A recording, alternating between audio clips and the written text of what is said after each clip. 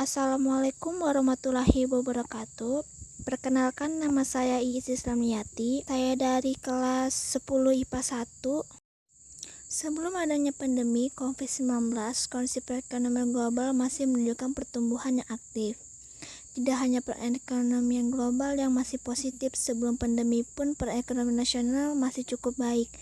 Lihat dari IHSG pada awal Januari yang sempat menyentuh angka 6.300. Hal ini adalah salah satu capaian terbaik dan menarik bagi Indonesia. Tidak hanya prospek ekonomi nasional juga masih stabil, di mana pertumbuhan ekonomi berada pada level 5-5,5%. Kemudian regulasi yang dibuat oleh pemerintah, kondisinya rupiah yang cenderung lebih stabil, dan cadangan devisa kita yang bagus menjadi daya tarik bagi investor untuk berinvestasi di Indonesia. Kondisi pasar modal setelah pandemi. Pergerakan pasar modal apabila ini adalah investasi maka akan sangat dipengaruhi oleh perusahaan. Ketika PSBB terjadi, banyak perusahaan-perusahaan yang kompleks. Jika kita lihat pada hari ini, perusahaan-perusahaan yang listing di pasar modal yang berperan di bidang perwirausahaan semuanya negatif. Sehingga kalau kita lihat, tidak hanya aspek finansial perusahaan yang terpukul karena pandemi COVID-19, namun juga aspek real dan fundamental juga ikut terkena imbasnya. Sehingga wajar saja warga saham sempat jatuh, atau bahkan sekarang harga saham performanya tidak sebaik sebelum terjadi pandemi. Perilaku investor dalam berinvestasi pada masa pandemi. Fluktuasi di pasar modal mempengaruhi perilaku investasi dalam berinvestasi karena kita menganalisis pasar modal tidak hanya sekedar melihat angka saja, tapi kita juga melihat dari aspek keuangan perilaku atau ekonomi perilaku seorang investor.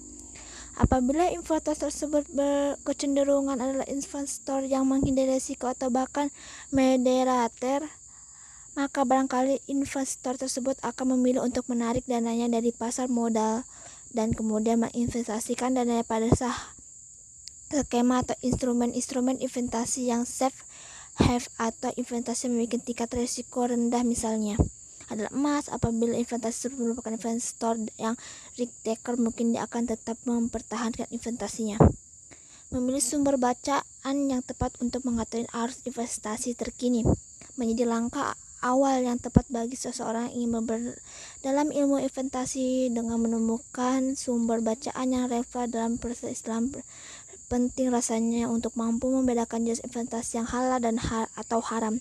Maka dari itu diperlukan referensi yang mendasar seperti buku Islamic Financial System atau buku Islamic Capital Market. Tentu bukan textbook saja belum cukup.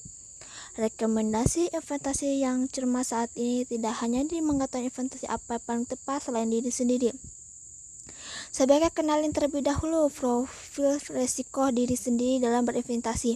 Apakah kita cenderung yang tergolong risk aversion, menghindari risiko, modern atau risk taker, mengambil risiko, dan kondisi ketidakpastian yang cenderung tinggi saat ini. Seorang risk averse akan memilih instrumen investasi dengan tingkat kestabilan yang baik seperti emas. Berinvestasi emas saat ini sudah dimudahkan karena tidak harus membeli secara langsung, tapi bisa dilakukan dengan menyicil di bank-bank syariah. Pilihan lainnya adalah dengan berinvestasi pada suket retail atau deposito dengan menggunakan akad modern. Sementara itu, seorang yang tergolong risk taker tentu akan memilih instrumen yang berisiko tinggi, memberikan return yang tinggi. PSBB sebelum dan sesudah pandemi. Bisa dilihat di sini pada tahun 2020 angka rupiahnya mencapai 10.725.500. Mengalami penurunan pendapatan di 2021 karena mengalami yang namanya PSBB. Angka turunnya tidak sedikit melainkan sangat banyak, yaitu 8 miliar. Kurangnya adalah 2 miliar dari penghasilan yang awal. Sekian dari sana. Wassalamualaikum warahmatullahi wabarakatuh.